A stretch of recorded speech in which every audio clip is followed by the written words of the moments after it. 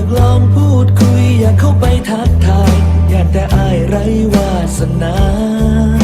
จึงหอบความฮักร่อนเร่แรงมาหวังพึ่งพาสาวเมืองปากสันอยากสร้างตำนานฮักของสองฝั่งแต่กลัวใจพลันสลายจึงหอบความฮักมุ่งหน้าลงใต้สาวคำนวณว่าจังใดใจว่างบ่นอสวรรค์เขตกับผู้งามกะดออยากพ่อเด็กคนหูใจอยากใครหูไว้ใจมีแต่ฮักสาวลาวเชื่อในความดีของคนลาวที่มีมาอายได้แต่หวัง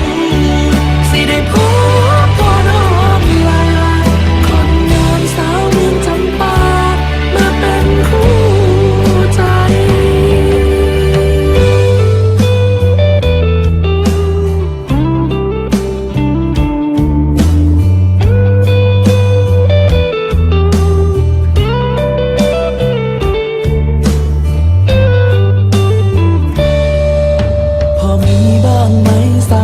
ที่โอเค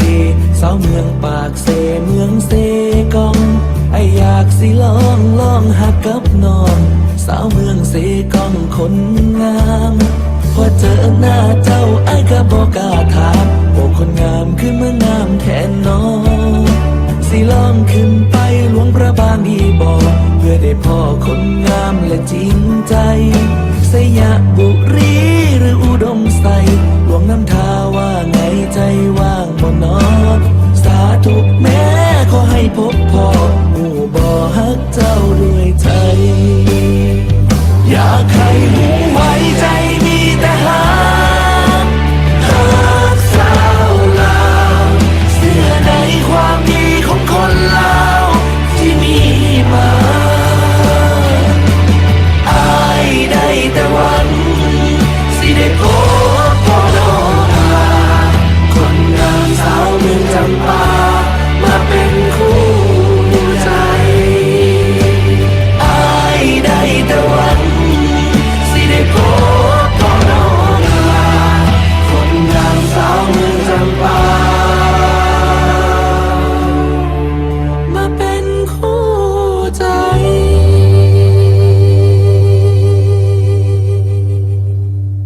อยากให้หูไว้ใจมีแต่ฮั